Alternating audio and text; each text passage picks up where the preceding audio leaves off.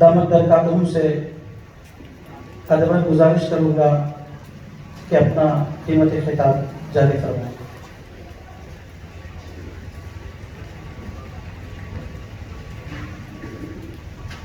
اس کے ساتھ ساتھ جو ہے آپ حضرات سے گزارش ہے کہ جن حضرات کے پاس بھی جو ہے سیل فون موجود ہیں یا تو فلائٹ موڈ پر رکھیں یا پھر جو ہے سائلنٹ پر رکھیں یا سوئچ آف کر دیں۔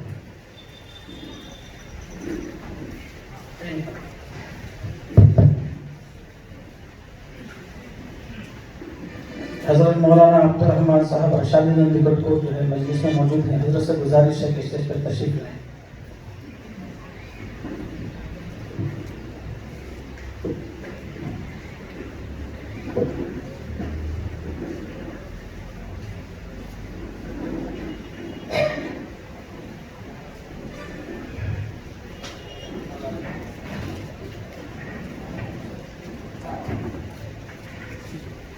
السلام علیکم ورحمۃ اللہ تعالی وبرکاتہ۔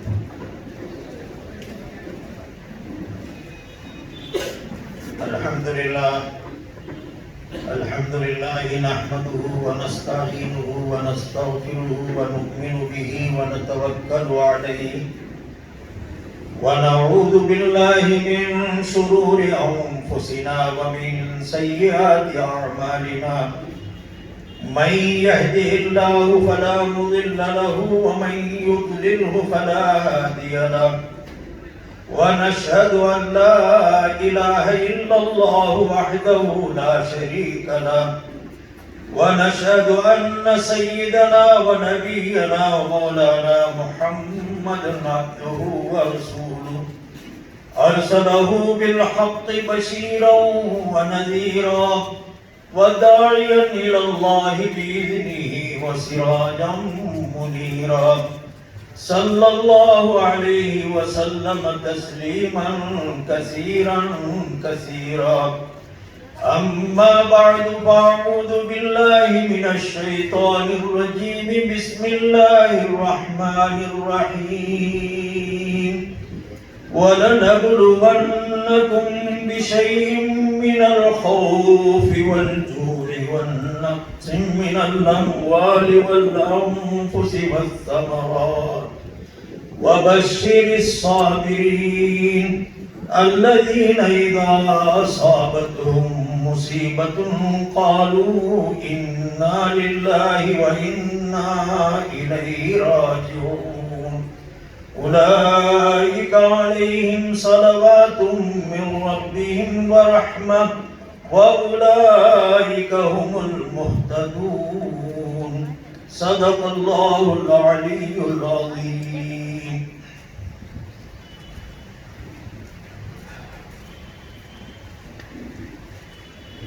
محترم مکرم صدر جلسہ حفظہ اللہ،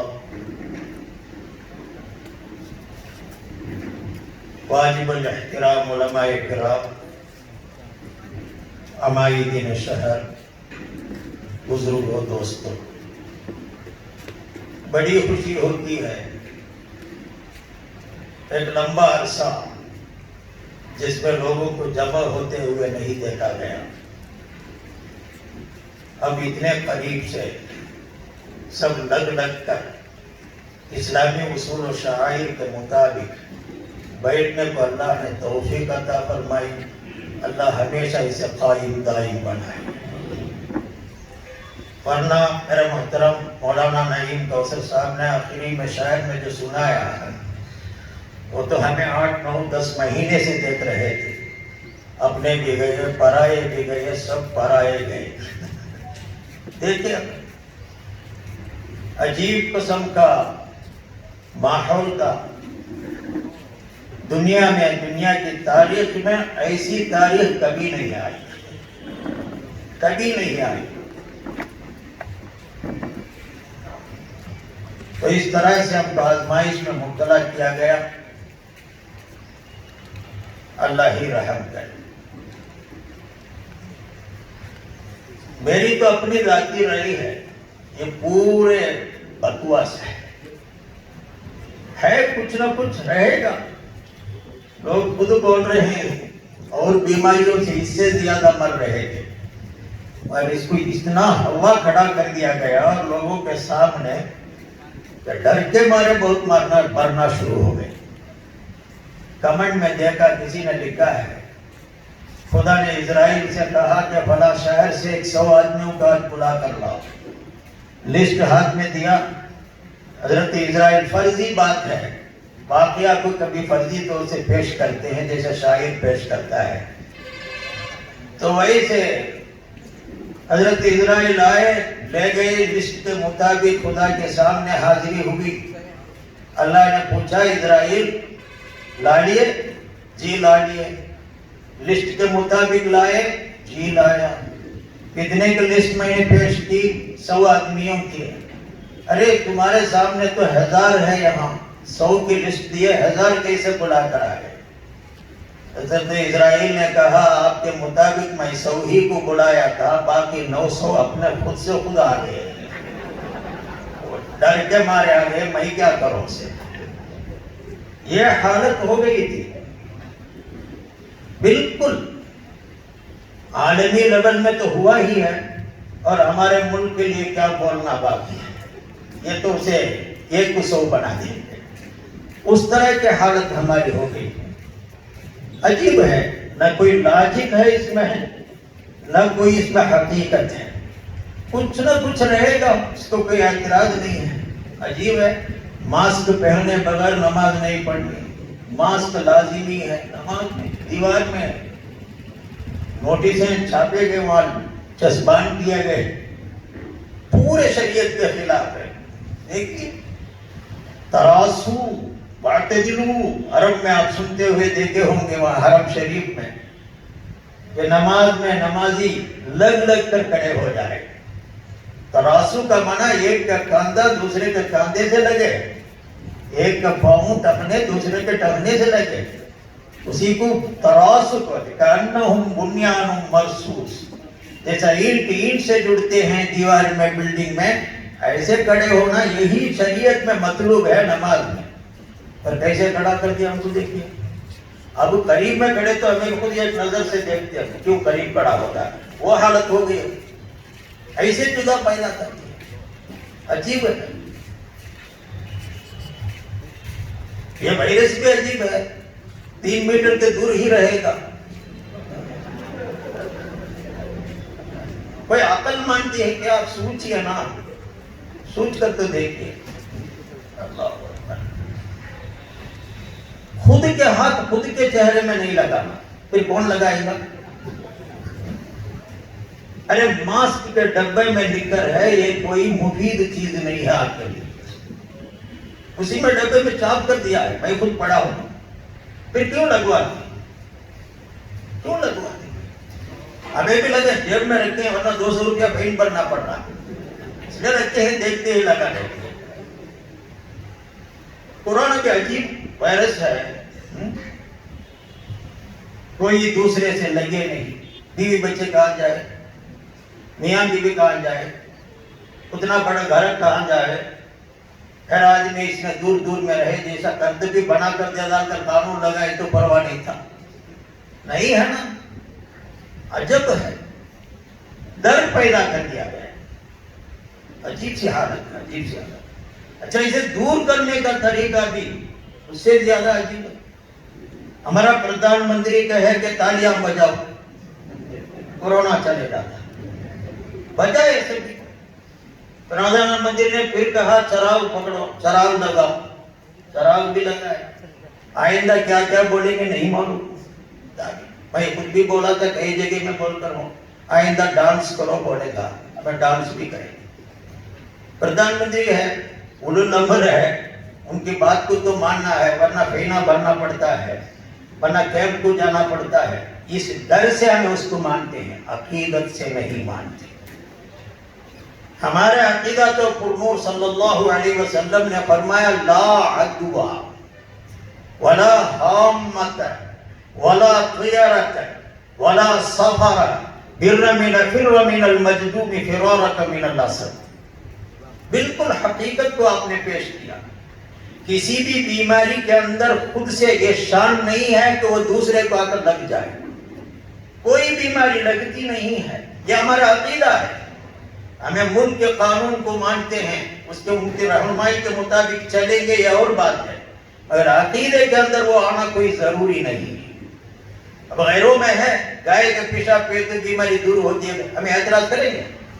نہیں کرتے. ان کا عقیدہ ہے, لکم دینکم ولی الدین, میرا نام سیف الدین. یہ تو ہوتا ہے. اس لیے عقیدے کی بات ہے. ہمارا تو پکا عقیدہ ہے, پکا عقیدہ ہے. اللہ اکبر. لا عدوہ. علماء کرام بیٹھے ہیں, اب پوچھئے, سنیے. اللہ اکبر. کوئی بیماری ایک سے دوسرے اپنے آپ سے لگتی نہیں ہے, لگتی نہیں. حدیث شریف میں آتا ہے, ایک عربی نے پوچھا کہ آپ بھی عجیب حضور اصول بیان فرماتے ہیں, میری جو اونٹنی ہے, ایک بیمار اونٹنی صحیح اور تندرست اونٹنیوں کے بیچ میں گھس جاتی ہے, جو خارش کے شکار ہے. وہ بیمار اونٹنی تندرست اونٹنیوں کے بیچ میں آنے کے بعد 100 اونٹنیاں بھی بیمار ہو جاتی ہے, خارش کا شکار ہو جاتی ہے. یہ لگے نہیں تو اور کیا ہے. بیمار اونٹنی سے خارش کی بیماری دوسرے تندرست اونٹنیوں پر لگنے ہی 100 اونٹنیاں بھی بیمار ہو جاتی ہے. تب پر لا عدوہ.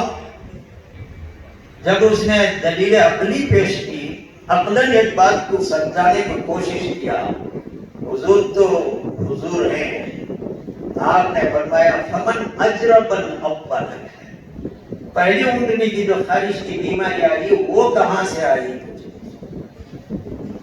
پہلی اونٹنی کو جو بیماری جس نے دی ہے وہی باقی اونٹنیوں کو بھی دیتا ہے. وہ دینے سے بیماری آتی ہے, وہ بیمار اونٹنیوں کے مل جانے سے نہیں آتی, وہ متعدی ہو کر نہیں آتی, تجاوز کر کے نہیں آتی, پلانگتی نہیں ہے. وہ اللہ جس کو چاہے بلا وجہ. ہمیں بڑے محتاط رہتے ہیں, نہیں رہتے, یہ تو آپ کو ہم کو معلوم ہے ان کے احتیاط کا. ارے فرانس کے صدر کو کیوں کورونا آیا, ٹرمپ کو کیوں کورونا آیا, وہ لوگ احتیاط میں نہیں تھے. ارے کتنے احتیاط کرتے رہیں گے وہ. اور یہاں کے کتنے وزیروں کو آیا, کتنے ایم ایل اے کو آیا, سب کو لے گیا نہیں, اپنا بھی گیا, پرایا بھی گیا, لے گیا.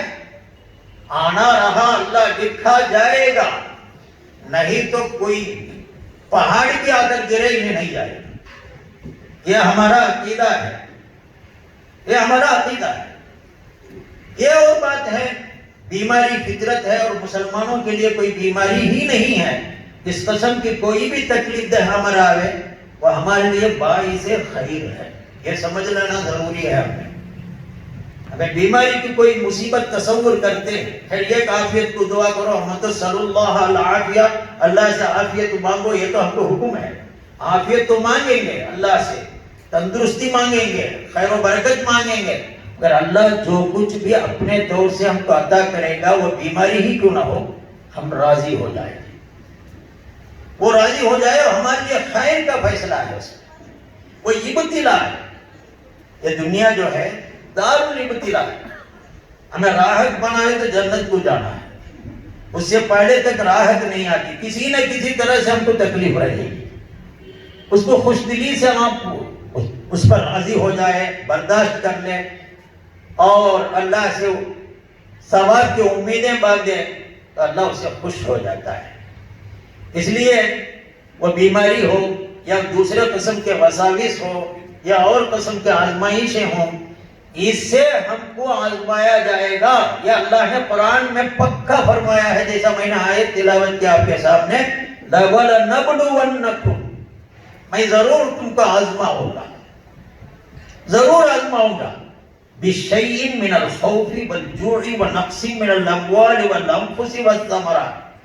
گن کر اللہ نے بتایا کہ تھوڑا سا خوف, بِشَيْءٍ مِّنَ الْخَوْفِ, بِتَمَامِ الْخَوْف نہیں ہے, بِکَمَامِ الْخَوْف نہیں, وہ جہنم میں ہے. یہاں بِشَيْءٍ مِّنَ الْخَوْف نکرہ ہے, جانتے ہیں. وہ شیئن پر مارا, پھر من الخوف پر مارا. علماء کرام میں زیادہ تفصیل سے سمجھانے کی ضرورت نہیں ہے. تھوڑا سا ڈر کا ماحول, خوف کا ماحول, कभी भूख का शिकार है हुए ना? कितने लोग ये लॉकडाउन में जो खाने को नहीं, जो वो आला किस्म के लोग थे मुतवस्सित के हो गए, जो मुतवस्सित के तो फकीर हो गए, जो फकीर थे तो बिल्कुल नादार हो गए, ऐसे बन गए। कितने लोगों को खिलाए पिलाए लोग, अल्हम्दुलिल्लाह मुसलमानों ने अपने जायदाद को बेच कर भी खिलाए, पूरे उनकी खिदमत को पेश करेंगे तो ताज्जुब कर देगा। मगर अजीब है, हमारे उलमाए किराम के साथ बहुत ज़्यादतियां बहुत सारी जगह पर हुई।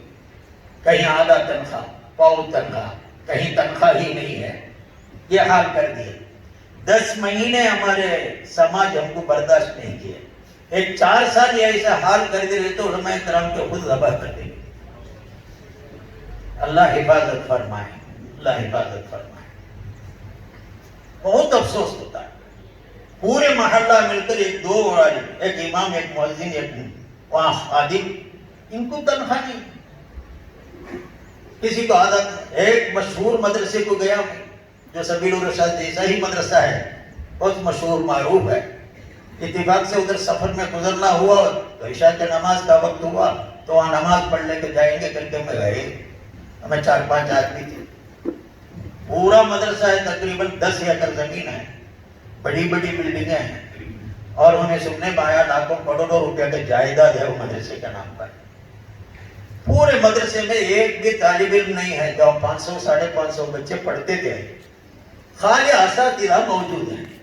मुझे एक तरफ खुशी हुई, एक तरफ ताज्जुब भी हुआ कि छुट्टी के दिनों में, बल्कि छुट्टी नहीं है मजबूरी के दिनों में भी ये लोग मदरसे ही में मौजूद हैं, नमाज में हाजिरी दे रहे हैं, बराबर नमाज में हाजिरी।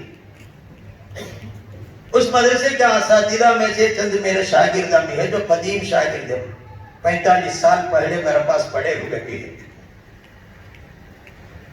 वो 2-3 असातिज़ा थे, मैं उनसे बेतकल्लुफ से पूछा, बहुत आप लोग पाबंद हैं, नमाज को पाबंदी से आ रहे हैं, ऐसे अय्याम में भी, अय्याम मुतला में भी, मुबारक हो।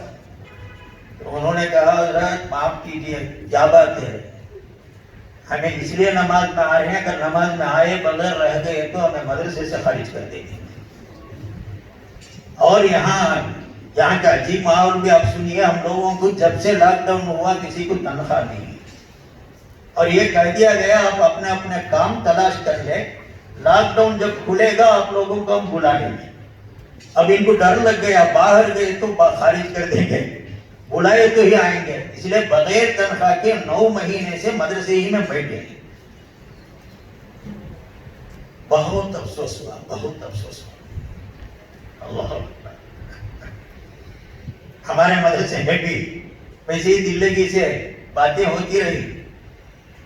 हमारे हजरत मोहतमिम साहब भी यही कहे कि बाद लोग कहते हैं साथीदार को आधे तनख्वाह देना, 70% देना, बगैर काम के तनख्वाह दे रही, वैसे ही बात अंदरूनी थी। तो क्या राय है? मैं बोला सबके लिए सबीलुर रशाद की तरफ से 1.5 तनख्वाह देना पड़ा, 1.5 देना पड़ा, 50% बढ़ के देना। मोहद्दिन साहब ने पूछा क्यों? इसलिए कि दूसरे कमरा सब बंद है, जो आमदनी की सूरत है पूरी बंद है, इसलिए तलाक आपको करनी होगी। ये बोलकर बोला देखो अगर मदरसे में पैसा नहीं है, हमको तनख्वाह नहीं चाहिए, तनख्वाह की जरूरत नहीं। अगर मदरसे में तंगी तकलीफ मजीद है, हमें वसूल करके मदरसा को दे दीजिए, हमें कोई तनख्वाह की जरूरत नहीं। अगर पैसा है फिर ये उजरे लंग नहीं पेश करना चाहिए। अल्हम्दुलिल्लाह पैसे ही पूछ रहे थे, हमारे तो पूरे मुकम्मल तनख्वाहें दे रहे हैं, हमें पा रहे हैं। बहुत कम मदरसे ऐसे हैं, यहाँ भी सुना अइम्मा को, उलमा को, यहाँ के अहले दिल लोग हैं, बड़े फराखी से दे रहे हैं। अल्लाह हम लोगों को जज़ाए खैर अता फरमाए।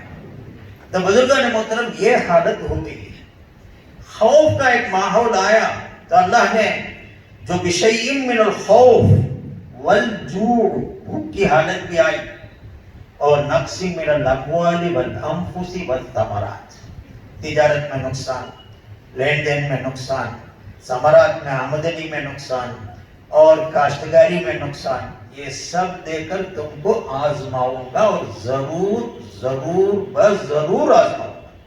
جانتے ہیں وَلَنَبْلُوَنَّكُمْ کا نام ہے، تاکید ہے، نون ثقیلہ ہے. کیا شان سے اللہ بھی بول رہا ہے، تو پھر کیسے ہم اسے ٹالیں گے؟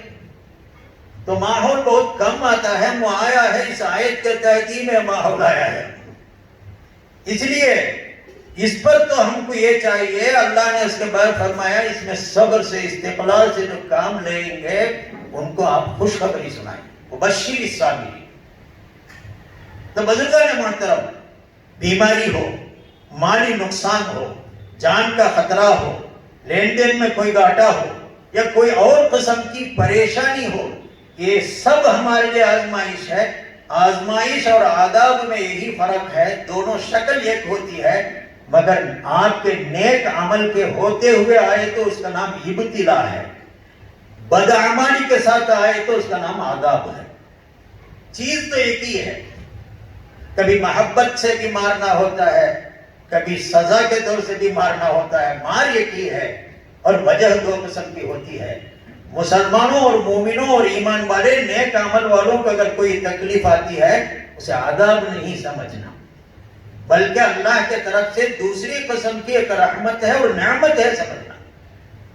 آپ کو معلوم ہے حضور پاک صلی اللہ علیہ وسلم کے ازواج مطہرہ میں سب سے کم سن حضرت عائشہ، امی عائشہ رضی اللہ عنہا ہے. حضور کے وصال کے وقت میں حضرت امی کی عمر صرف 18 سال کی تھی. 18 سال کی عمر میں حضور کا وصال ہوا. اگر حضرت عائشہ سے لوگ مختلف قسم کے بیماریاں بتاتے، حضرت عائشہ ان کے لیے دوائیں بتاتی. یہ بیماری کے جیسا ہمارے گاؤں میں بڈیاں بولتی ہیں، دوائیں بہت ناٹی دوائیں بہت بولیں گے. ہمارے امی نے بھی حضرت عائشہ 18 سال کی عمر میں رہنے والی نوجوان لڑکی بولنا چاہیے، وہ کم عمر ہی ہے. بہت مختلف دوائیں بتاتے رہے. کسی نے پوچھ ہی دیا آپ اتنے کم عمر میں دوائیں کتنے بتاتے ہیں، کہاں سے یہ سیکھے؟ آپ کو تو وحی وغیرہ تو نہیں آتی، کیسے آپ ایسی دوائیں بتاتے؟ ہمارے امی فرماتی ہیں وَكَانَ رسول اللہ صلی اللہ علیہ وسلم مسقاما، حضور اکثر بیمار رہا کرتے تھے. عجیب خبر ہے، ساری بیماری کو دعا سکھانے والے حضور خود بیمار ہوتے تھے. آپ خود بیمار ہیں، آپ کیا دعا سکھاتے ہیں؟ بولنا ٹیلر کا کپڑا پٹاچ رہتا ہے، وہ رہے گا ہی ویسا ہی. سمجھ میں؟ حکیم کا بیٹا بیمار رہے گا، استاد کا بیٹا مٹکو سوچ رہے گا. اس لیے اسے رکھتے استاد کا وزن نہیں کر دینا، حکیم صاحب پر شک نہیں کر دینا، ٹیلر پر الزام نہیں لگا دینا. یہ دنیا کا نظام ہے، چلتا ہے. حضور دعائیں بہت سکھائیں، اگر خود وکان مسقام، لفظ مسقام ہے، مفعال کا وزن ہے، مبالغہ کا صیغہ ہے. بار بار سقیمن بولنا چاہیے تھا، وہاں مسقامن کہا جا رہا. حضرت عائشہ فرماتی ہیں بیمار رہا کرتے تھے، قریوں سے حکیم آیا کرتے تھے علاج کے لیے. حضور ان سے دوائیں لے کر کھایا کرتے تھے. آنے والے حکیموں سے میں مختلف بیماریوں کو بول کر دوائیں معلوم کر لیا کرتی تھی، اسی کو میں سناتی ہوں. عائشہ فرماتی ہیں آنے والے حکیموں سے یہ فلاں ہے تو جلاب ہو گئی تو کیا کرنا، بدہضمی ہو گئی تو کیا کرنا، بخار آ گئی تو کیا کرنا. حکیم دوا بتاتے ہیں.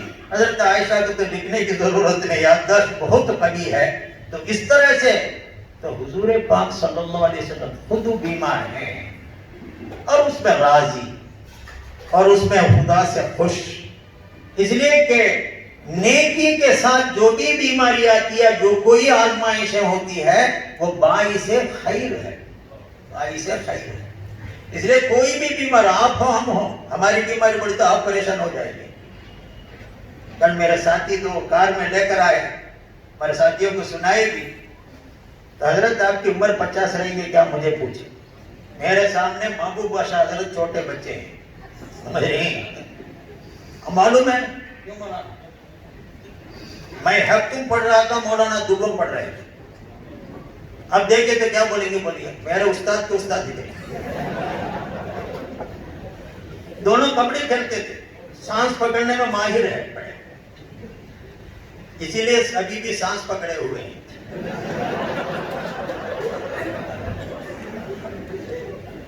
تو آتے ہوئے بیچارے میرے ساتھ دوست بلا کر آ رہے تھے، انہوں نے کہا حضرت آپ کی عمر 50 رہے گی کیا پوچھے مجھے؟ میں بولا میں فارغ ہو کر 50 پر 5 سال ہو گئے، میرے بیٹے کی عمر تقریباً 50 ہونے جا رہا ہے۔ بعد میں حقیقت ساری بیماری اپنی ہے الحمدللہ، چلتی کا نام گاڑی ہے۔ وَمَا كَانَ لِنَفْسٍ أَن تَمُوتَ إِلَّا بِإِذْنِ اللَّهِ كِتَابًا مُؤَجَّلًا۔ قرآن مار کر کہہ رہا ہے، اتنا دبا کر بول رہا ہے، کوئی بھی آدمی بغیر اللہ کی اجازت کے دنیا میں مرے گا ہی نہیں۔ کتابًا مؤجّلا، ہریے کا اجل لکھا ہوا ہے۔ کہیں کو ڈرتی؟ کیوں ڈرنا ہے؟ ارے کیوں ڈر رہے ہیں؟ پریشانی کیوں ہے؟ اپنے آپ سے ڈرے تو اللہ کیا کرے گا؟ وہی بولے نا 900 آدمی بلایا بن بلائے آ گئے۔ کیا عجیب ہے دنیا میں، کر رہے ہیں کرنے والے۔ الحمدللہ ابھی بھی بنگلور میں آپ آ کر دیکھیں گے پورے گھومنے پھرنے والے سب مسلمان اچھے، غیرہ باہر نہیں آ رہے، ڈر کے مارے ابھی بھی نہیں آ رہے۔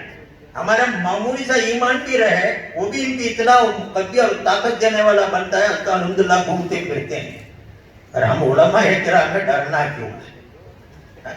ہمیں تو اللہ اکبر، ہمارے ساتھ کوئی بیماری آئی ہے، کسی بھی تکلیف کے، خدا سے ہم شفا مانگیں گے، حکم ہے خدا کے رسول کے، عافیت مانگیں گے، حکم ہے خدا کے رسول کے، مگر جو اللہ ہمارے لیے ساتھ کرے گا اسے خیر کرے گا، یہی ہمارا عقیدہ ہونا چاہیے، سمجھنا چاہیے۔ عجیب ہے، حدیث میں آتا ہے، بخاری شریف کی روایت ہے، من یرید اللہ بہ خیرا یصب منہ۔ دو لفظ حضور پاک صلی اللہ علیہ وسلم اکثر استعمال فرمائے ہیں، من یرید اللہ بہ خیرا یفقہہ فی الدین۔ یہ سبھی جانتے ہیں اللہ جس بندے کے ساتھ خیر کا ارادہ فرماتے ہیں، خیر دینا چاہتے ہوں، اللہ ان کے دین کی سمجھ عطا فرماتے ہیں، عالم بناتے ہیں، فقہ دیتے ہیں، علم دیتے ہیں۔ یہ ایک جملہ حضور نے فرمایا، اس کے جوڑ کے دوسرا جملہ حضور کا یہ بھی ہے، من یرید اللہ بہ خیرا، اللہ اگر کسی بندے کے ساتھ خیر کا ارادہ فرماتے ہوں، یصب منہ، اس کو کچھ نہ کچھ مصیبت میں رکھتے ہیں۔ اس لیے مصیبت آنے پر ایک طرح سے خوش ہو جانا چاہیے، اللہ ہمارے ساتھ خیر کا ارادہ فرماتے ہیں، یہ وہ سمجھنا چاہیے۔ پھر خیر کو ہمیں فکر کرنا ہے، یہ مصنوعی خوف ہے، مصنوعی بیماری ہے۔ دنیا اس کے لیے کوئی، ارے مرنے والے مریں گے، جن کے لیے آیا ہے جو بدکاریاں کر رہے ہیں ان کے لیے عذاب رہے گا، وہ تو قافلہ جائے گا، ہمیں کیوں ڈرے؟ آئے گا، ہم میں سے کچھ نہ کچھ لوگ جاتے ہوں، وہ بھی جائے گا، اللہ کی مرضی سے جاتے ہیں۔ اس کو خوف کی چیز نہیں بنانی چاہیے، اسے خدا کے فیصلے سے میں راضی ہو جانا اور اللہ سے خیر مانگتے رہنا، اتنا ہی ہے۔ خامخواہ کہ ابھی میں کار میں آ رہا تھا، ہمارے ایک دوست نے فون کیا، ہمارے ساتھیوں نے بھی سن رہے، وہ ایک بولے حضرت میں کورونا ٹیسٹ کیا، پازیٹیو آ گیا ہے، میں کیا کروں؟ پریشان۔ میں بولا کیوں ٹیسٹ کیا؟ ارے ٹیسٹ کیوں کیا؟ نہیں کسی نے کہا کر لیے تو اچھا ہے، اب بھگتو، کیا کرنا؟ ارے جسمانی کوئی تکلیف، بخار ہے؟ نہیں ہے۔ ارے کوئی سانس کی تکلیف ہے؟ نہیں ہے، خالی بلغم ہے۔ ارے دنیا میں غم اور بلغم نہیں سو کوئی آدمی دکھا دے، یہ دو چیزیں تو لازم جزویہ لا ينفق ہے، ہماری تعریف میں داخل ہے۔ حیوان ناطق بولے جیسا، یہ حیوان بلغم ہے، حیوان غم ہے۔ وہاں گئے، انہیں اس کا جو مشن پر اتنا بھروسہ ہے، خدا سے بھی زیادہ بھروسہ۔ وہ مشن تو اکثر غلط کرتا ہے، بہت سارے لوگ اس کے مشن کے فیصلے سے خودکشی کر لیے، بعد میں دیکھے تو فیصلہ غلط تھا، نیگیٹو تھا، غلطی سے پازیٹیو نکلی۔ کتنی جگہ تو بزرگان محترم، ان چیزوں کو ہمیں سامنا کرنا ہے، ہم علماء ہیں، صبر سے، استقلال سے اس کا سامنا کرنا، جس سے اللہ اور اللہ کے رسول کی خوشخبری اس پر ملے گی۔ حدیث میں آتا ہے، اللہ اکبر، اتنی حدیثیں ہیں، سنے تو ہم کو ایسا لگتا ہے ہمیں زندگی بھر بیمار رہنا چاہیے. ہمیں ذرے ذرے سی چیزوں پر پریشان ہو جاتے ہیں، بے قرار ہو جاتے ہیں. بیماری الگ باب ہے، موت الگ باب ہے. سمجھ لیجیے، ہمیں جو علاج کرتے ہیں تکلیف کو دور کرنے کے واسطے، موت کو دور کرنے کے لیے علاج نہیں ہے. وہ تو لا یستغفرون عنہ ساعۃ ولا یستقدمون، وہاں ایک منٹ نہ آگے کا ہے نہ پیچھے کا ہے. ہمیں جتنے بھی ہمیں علاجاں کر رہے ہیں، تکلیف، مصیبت، بے قراری، اس کو دور کرنے کے وہ کرنا مطلوب ہے، مضمون ہے، سنت ہے، تو ہم ضرور کریں گے. مگر عقیدے کے طور سے ہمیں اتنا پختہ ہونا چاہیے، میرے خدا میرے ساتھ خیر ہی کا معاملہ کرے گا. یہ ایمان کو ہمیں آپ مضبوط کرنا ہے، مضبوط کرنا ضروری ہے. حضور پاک صلی اللہ علیہ وسلم فرماتے ہیں ما یصیب المسلم من نصب ولا وصب ولا ہم ولا حزن ولا حزن ولا غم حتى الشوكة يشاكها الا كفر الله بها من خطاياه. بخاری کی روایت ہے، بخاری شریف کی روایت ہے. حضور ہم تمام امت مسلمہ سے خطاب کرتے ہوئے فرماتے ہیں دنیا میں کسی بھی مسلمان شخص کو کسی بھی طرح کی بھی تکلیف آتی ہو، اپنے تفصیل سے بتا دیں، وہ وصب ہو، نصب ہو، ہم ہو، غم ہو، عذاب، تھکان ہو، یا کوئی بیماری ہو، یا آئندہ کا خوف ہو، یا گزشتے کی فکر ہو، یا آئندہ کی فکر ہو، گزشتہ کا خوف ہو، یا دوسرے طرف سے کسی طرح کی تکلیف وہاں پہنچی ہو، یا کسی بھی لائن کی چیز تو تمہارے دل کے لیے بری لگتی ہو، کوئی چیز ایسی چیز آئے، یہ تمہارے گناہوں کے لیے اللہ کفارہ بناتا ہے. ہمارے سارے گناہ خود بخود ڈیلیٹ ہو جاتی ہیں. وہاں اللہم اغفر لی وہ مزید چیز ہے، آپ کا مانگنا. آپ کے لیے ایسی کوئی بھی بیماری ہے کیونکہ پوری تفصیل سے حضور پاک صلی اللہ علیہ وسلم نے فرما دیا، کسی بھی لائن کی بھی آئے، مسلمان ہونا شرط ہے. اہل ایمان، اہل اسلام کے لیے ایسی کوئی تکلیف آ رہی ہے تو اس کے لیے یہی وسیلہ ہے کہ اللہ تعالیٰ اس کے گناہوں کا کفارہ کا انتظام کرتا ہے اور سارے گناہ دھل جاتے ہیں اور پاک صاف رہتے ہیں. جب بھی لبیک کہیں گے جنت کا دروازہ کھلتا ہے. یہی ہے ہمارے لیے خوشخبری ہے. یہ پھر اسے کیوں ہمیں دوسرے لائن سے اس کے بارے میں کیوں سوچنا ہے؟ کسی بھی طرح سے ہے. جیسا آپ کو کمپیوٹر تو سبھی استعمال کرتے ہیں، اس میں اینٹی وائرس کر کے آپ ڈالتے ہیں، کمپیوٹر بھی بیمار ہو جاتا ہے کہ کہیں سے کہیں وہاں بھی وائرس آ جاتا ہے. وائرس نہیں سے دنیا نہیں ہے، سمجھ نہیں؟ تو اس میں بھی وائرس آ گئے تو اس میں ایک آپ اس میں انسٹال کرتے ہیں جس میں وہ آئے فوراً ڈیلیٹ ہو جائے، آئے فوراً ڈیلیٹ ہو جائے، ورنہ کمپیوٹر بیمار ہو جائے گا، خراب ہو جائے گا، سارا فائلہ بیکار ہو جائیں گے، پریشان ہو جائے گے. جیسا وہاں اینٹی وائرس ایک آپ ہے، اپنے آپ سے اللہ یہاں ایک وائرس کو دور کرنے کا ذریعہ رکھا ہے. یہ بیماری دینا، خوف دینا، راس کرنا، وسوسہ ہونا، یا دوسروں سے اذیت پہنچنا، بیوی سے تکلیف ہونا، اولاد سے تکلیف ہونا، اپنوں سے ہونا، دوسروں سے ہونا، کسی بھی لائن سے ہو، اگر تم اہل اسلام ہے، اہل ایمان ہے، اسے اللہ تعالیٰ تمہارے ہمارے گناہوں کے لیے کفارے کی چیز بنا دیتا ہے، پاک صاف کر دیتا ہے. تو یہ خیر کی چیز رہی ہے نہیں ہے؟ پھر کیوں ہمیں فکر کرے، پریشان کیوں ہو جائے؟ اس لیے بزرگان محترم یہ دیکھ لینا، ہمارے اعمال میں اگر کوتاہی ہے، خرابی ہے، خلاف شرع کوئی کام ہے تو ایسی چیزوں کے ساتھ یہ آوے، جب بھی کفارہ ہوگا مگر عذاب کی شکل میں ہوگا. ابتلا کے رفع درجات کے لیے ذریعہ نہیں بنتا ہو. اگر سیدھا چلے، صحیح چلنے کے باوجود یہ آوے، جب جا کر اسے خیر و برکت کی چیز سمجھنا ہے. حضور پاک صلی اللہ علیہ وسلم سے بڑھ کر کون عابد ہوگا؟ آپ سے بڑھ کر کون شاکر رہے گے؟ آپ سے بڑھ کر کون صابر رہے گے؟ آپ سے بڑھ کر کون خلق عظیم کے مالک ہوں گے؟ سب کے ہوتے ہوئے حضور پاک صلی اللہ علیہ وسلم خود مسقام رہے ہیں، پھر ہماری عادت پر کئی کو پریشان ہونا؟ حدیث میں آتا ہے، بخاری ہی کی روایت ہے، ابن مسعود رضی اللہ عنہ حضور پاک صلی اللہ علیہ وسلم کے خدمت میں حاضر ہوئے. آپ کو سخت ترین بخار تھا، زور کا بخار تھا. جو عام لوگوں کے لیے بخار آتا ہے اس سے کہیں زیادہ آپ بخار کے شکار ہو کر کھانپ رہے ہیں. حدیث کا جملہ ہے، حضرت ابن مسعود رضی اللہ عنہ فرماتے ہیں، دخلت علی رسول اللہ صلی اللہ علیہ وسلم وہو یوعک، ایک دم بخار کے شکار ہیں، میں حضور کے ہاں حاضر ہوا. میں نے عرض کیا، یا رسول اللہ انک لتوعک وعکا شدیدا، آپ کو تو سخت ترین بخار ہے، بڑا زور کا بخار ہے. حضور نے فرمایا اجل، جی زور کا.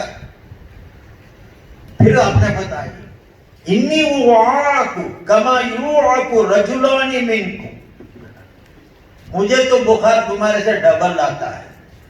تم میں سے کسی کو بخار آئے تو جیسا ہوگا مجھے اس کا ڈبل. اب ہمیں تمہیں رہے تو پیغمبر ہوتے ہوئے آپ کو کئی کو آ رہا ہوگا تو سب کریں. ابن مسعود ایمان والے ہیں، تو انہوں نے پوچھا، جب تو آپ کو 2 آدمی کا اجر ملے گا، 2 آدمی کا اجر ملے گا.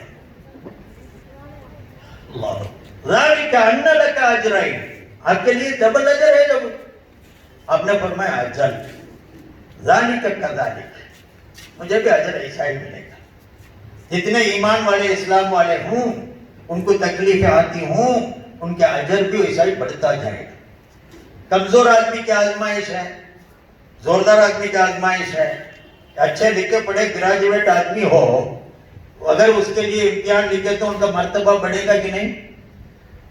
ارے بھائی ایم بی اے ایسے کوئی گریجویٹ آدمی کے لیے جو امتحانات ہوتے ہیں اس میں کامیاب ہو گئے تو انہیں آگے جاتا ہے. ایل کے جی یو کے جی کا امتحان رہے تو انہیں ان کے درجے میں جائے گا.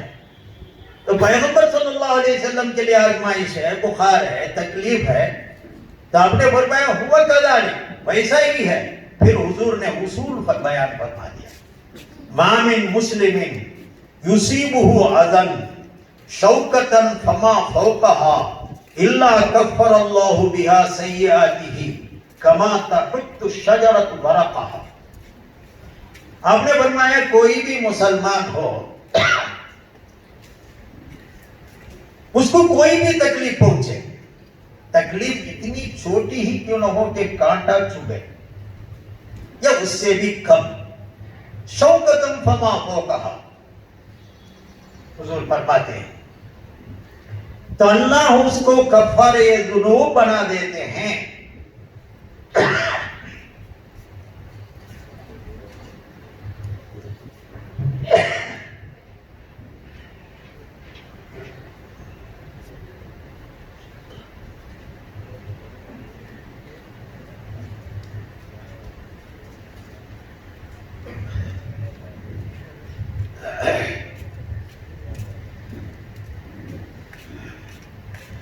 کما تحط الشجرۃ ورقها، جیسا یہ درخت اپنے پتوں کو گراتا ہے ایسی یہ مصیبت ان کے گناہوں کو گراتے جاتے ہیں.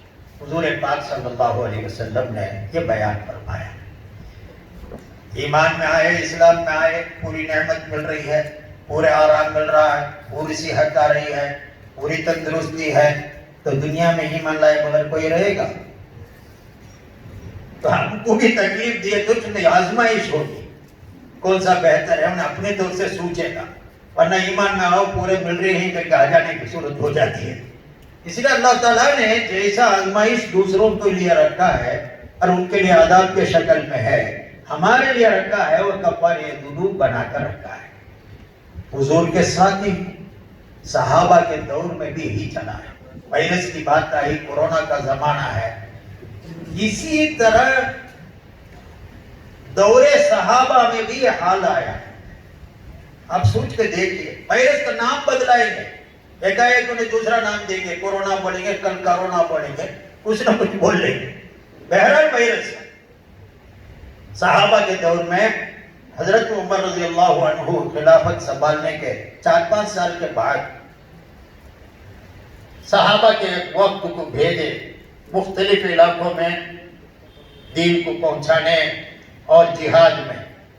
چنانچہ ابو عبیدہ الجراح رضی اللہ عنہ، عمرو بن العاص رضی اللہ عنہ، خالد بن ولید رضی اللہ عنہ، شرحبیل ابن حسنہ رضی اللہ عنہ، ایک 4-5 آدمیوں کے وقت کو حضرت عمر نے ان کے تحت میں فوج کو لگا کر جہاد کے لیے بھیجا.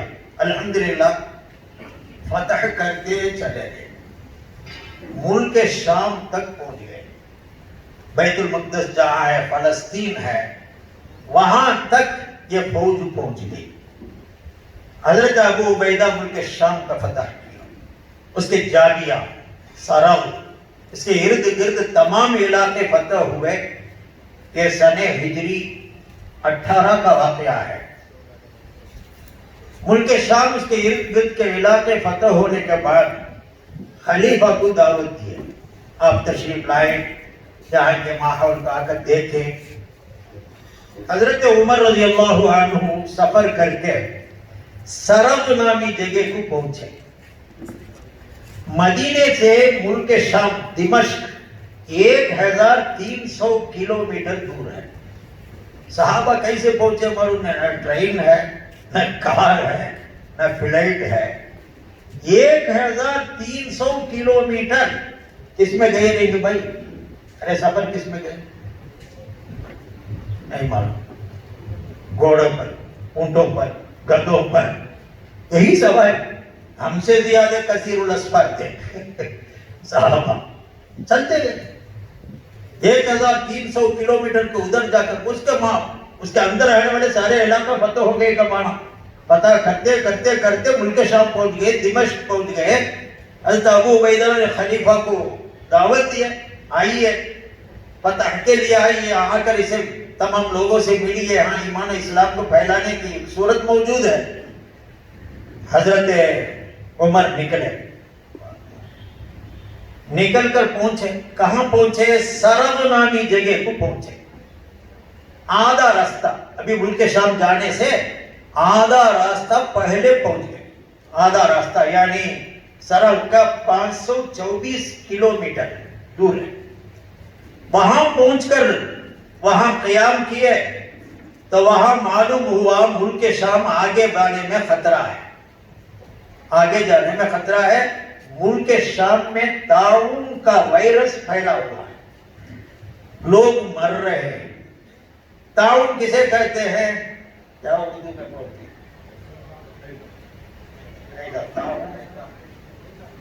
نہیں، حیضہ الگ ہے، وہ دست ہوتی ہے نا. بلیک ہے، بلیک کا بولتے کیا ہوتا ہے؟ حقیقت بول رہے تو طاعون کا معنی جسم میں کسی کے حصے میں پھوڑا نکل آئے گا، ایک دم لال ہوگا، پکے گا، ایک سخت بخار چڑھے گا، مر جائے گا. اس کو طاعون بولتے ہیں، بلیک کا بولتے ہیں. ٹھیک ہے، بلیک کی بیماریاں. سارے لوگ تقریباً 25,000 مسلمان گزرے اس میں صحابہ بھی بے شمار موجود تھے.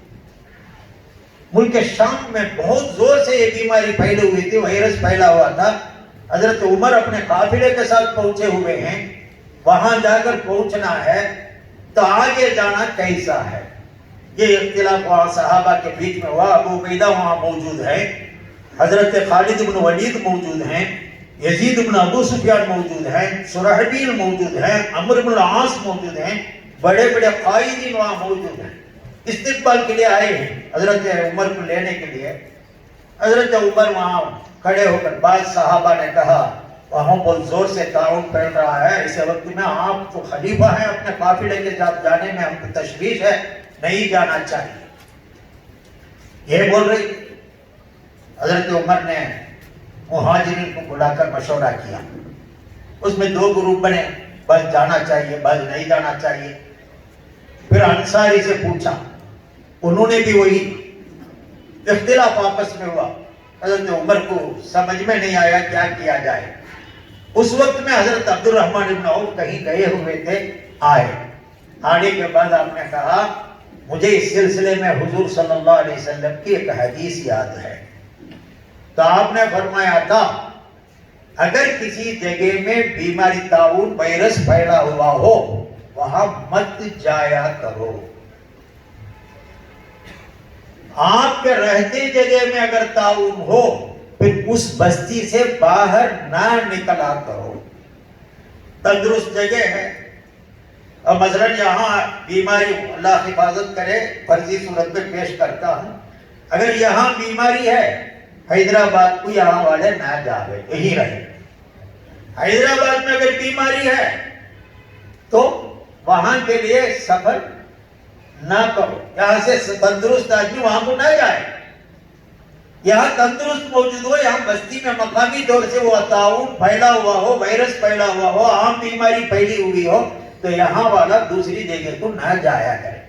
آپ آئے ہیں مدینے سے, ملک شام جانا چاہتے ہیں, ملک شام میں طاعون پھیلا ہوا, وائرس پھیلا ہوا ہے تو نہیں جانا چاہیے. حضور کی تعلیم ہے.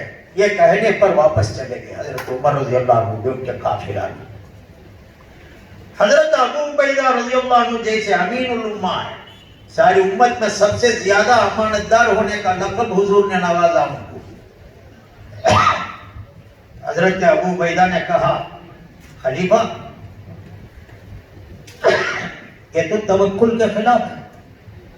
آپ نیت لے کر آئے جانے کے, پھر آپ واپس جانا چاہ رہے ہیں. اگر آپ کو بیماری لگنے کر کے تقدیر میں لکھ ہو بیماری لگے گی, پھر کیوں آپ تقدیر سے بھاگ رہے ہیں؟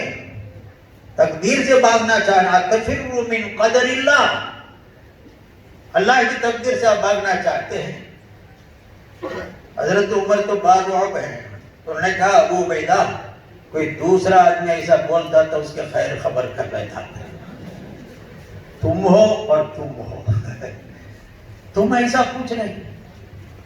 حدیث کے بنیاد پر میں عمل کرنا چاہ رہا ہوں, آپ یہ کہہ رہے ہیں لاجک سے بات کر رہے ہیں. سن لو, افر من قدر اللہ الى قدر اللہ. میں تقدیر سے یہاں سے جانا کر کے لکھ کر ہے اس لیے جا رہا ہوں. اگر پہنچنا نہیں تو حیران میں پہنچتا. اس میں تقدیر کے اسباب کو اپنانے کے لیے ذریعہ سکھایا حضرت عمر رضی اللہ عنہ. یہ کوئی خرابی نہیں ہے. ہمیں توکل رکھیں گے, اونٹ باندھیں گے بازی میں توکل رکھیں گے. اونٹ کو کھلا چھوڑ کر توکل رکھنا تو انہیں مستان ہے, بیکار ہے. مست کام کرنے والا کا مان, کوئی مستان نامی آدمی غصہ نہ کر لے. ارے مستی کا کام کر رہا تھا مانا ہے. ارے توکل اسی کا ہے. التوکل علی اللہ, التمسک علی الاسباب, یہ دونوں ایک دوسرے سے لگے ہوئے. آپ کو بیماری آئی, اللہ چاہیے تو شفا دے گا, اللہ چاہیے تو نہیں, دوا کھانا ہے. آپ کا اسباب کو اپنانا پڑتا ہے. فیصلہ کیسا بھی ہو الگ چیز ہے, اس پر راضی ہو جانا وہی تقدیر ہے. حضور نے فرمایا جب پہلے اونٹ کو باندھا کرو بعد میں توکل علی اللہ. تو حضرت عمر نے سمجھایا اچھا نہیں ہے, مگر حضرت ابو عبیدہ نہیں مانے, ہم جائیں گے. کوئی ایک جماعت ہے محض توکل والی جماعت ہے, ان کا زور ہے, اللہ ان کے اجر کے لائق بدلہ دے دے گا اس کا الحمدللہ. ابو عبیدہ حضور کے پاس, حضرت عمر کے پاس تو بہت بڑا مقام رکھتے تھے. مدینہ پہنچ گئے. سنیے, مدینہ پہنچنے کے بعد خبریں آ رہی ہے ملک شام کی بیماری بہت زور سے ہے, وائرس بہت زور کا ہے, میرے ساتھیوں کے بہت سارے لوگ گزر رہے ہیں. حضرت عمر پریشان ہو کر حضرت ابو عبیدہ کو خط لکھے. خط میں آپ نے کہا ابو عبیدہ آپ پر سلام ہو. حضرت عمر کا خط ہے.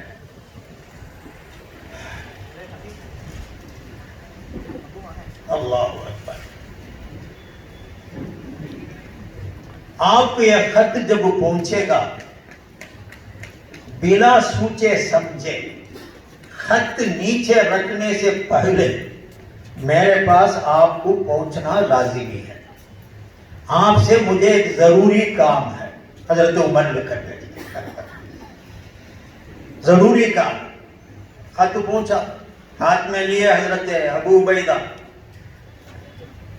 انہوں نے کہا اللہ امیر المومنین پر رحم کرے, وہ کیا کام ہے کہ مجھے معلوم ہے, وہ مجھے اس بیماری سے بچانا چاہ رہے ہیں, اسی لیے وہاں بلا رہے ہیں, اور کوئی کام میرا ان کے پاس نہیں ہے. اللہ, اس لیے فوراً انہوں نے خط لکھا, امیر المومنین مجھے معذور سمجھیے, میرے کو میرے فوج کے ساتھ رہنے دیجیے, میں اللہ کی تقدیر پر راضی ہوں, جو ہوگا ہونے دیجیے. خط لکھ. اللہ اکبر. حضرت معاذ بن جبل کو بلائے. خط دیکھنے کے بعد ابو عبیدہ جراح تمام مسلمانوں سے خطاب کر کے کہا, یہ جو وائرس کے نام سے ہم پھیل رہا ہے, دعوت نبیکم رحمت ربکم, میں تو رب کی رحمت سمجھتا ہوں اور نبی کے دعا کا صلہ سمجھتا ہوں, اس میں جو گزرنے والے شہید ہیں آپ نے فرمایا تھا, اس لیے میں اللہ سے اس حصے کو میرے لیے بھی مانگتا ہوں. کیا مانگ رہے تھے؟ وائرس ہوتا ہے. چنانچہ اسی وقت ان کو بیماری لگی, اللہ کے پیارے ہو گئے, شہید ہو گئے. عجیب ہے, گزر گئے, جبکہ آپ کی عمر 58 سال کی عمر ہے, 50 پر 8 سال کی عمر ہے. اصل میں صحابہ کی تربیت ایسی ہوئی, وہ یہاں رہیں گے عارضی, جانا اصلی سمجھتے تھے. ہم لوگ الٹا سمجھ بیٹھے, رہنا ہی اصلی ہے, اس لیے جانا ہی نہیں چاہتے, جانا ہی نہیں چاہتے. اس کے بارے میں سوچے تو بھی بہت مشکل ہے. جنازے کے بازو میں نماز بھی نہیں پڑھتا, دیکھتے ابھی. جنازہ بولے تو ڈبہ ہے نا جس کو اٹھاتے ہیں, کیا بولتے ہیں, وہ باغ سے مدین صاحب کی گاڑی ہے, اس کے بازو رہتے نماز دور میں جا کر پڑھتا ہے. ہاں, اتنے میں دنیا کے ساتھ لگے ہوئے ہیں. صحابہ ہیں, وہ تو بالکل جانے کا راستہ تیار کر کے ہمیشہ بیٹھے ہوئے رہنے والی جماعت ہے. عجیب واقعہ آیا ہے, حضرت ابو عبیدہ رضی اللہ عنہ حضرت عمر سے اتنا تعلق رکھتے ہیں, حضرت عمر ان کو اتنا رضی اللہ عنہ پسند کرتے تھے. ایک بار کا واقعہ ہے, اپنے غلام کو بلائے, ادھر آؤ, یہ تھیلے میں 400 دینار ہے. یہ 400 دینار کو حضرت ابو عبیدہ کے ہاتھ میں دے کر آؤ, اور دے کر اپنی ضرورت میں سے استعمال کر لینا کر کے بول دو ہمارے طرف سے. اور تھوڑی دیر ٹھہرو, نے کیا کرتے ہیں کر کے دیکھ کر واپس آ کر کارگزاری سنا. غلام کو حضرت عمر بھیجے. 400 دینار ہے. دینار کسے کہتے ہیں معلوم ہے بھائی؟ کس کو کہتے ہیں بھائی؟ 4 گرام سننے کو دینار بولتے, 3 گرام چاندی کو درہم بولتے. علماء ہیں, تحقیق کر لیجیے, کتابوں میں ہے. 4 گرام دینار, 4 گرام سننا. 1 گرام سننا کیا مول ہے بھائی؟ ابو دیکھیں, سب فوراً بولتے, حساب ہے. اللہ اکبر. 5000 ہے نا. اب 4 گرام کتنا ہوا؟ 20,000. 1 دینار 20,000 ہے. 1 دینار 100 دینار 2 لاکھ. 400 دینار حساب کر لو. زیرو یہاں سے لے کر وہاں ندی کو لگا لو, تو اتنا پیسہ ہے وہ دینار. 400 دینار دے کر بیچ کر فرمایا جا کر ہے بھائی, حساب وہی ہے. شریعت میں ہمارے اوزان کے اعتبار سے دینار اور درہم, آپ کا دینار کویت کا دینار ہے 250 250 کتنا ہے وہ چلتا ہے, وہ نوٹوں کا نام ہو گیا ہے.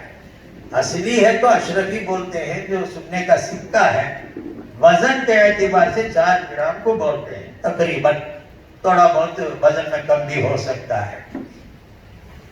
तो 400 दीनार, कई लाख रुपए का जखीरा हाथ में देकर हजरत अबू उबैदा के हाथ में दे दो, फिर देखो थोड़ी देर ठहर कर क्या करते।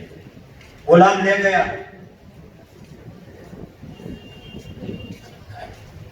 हाथ में दे दिया,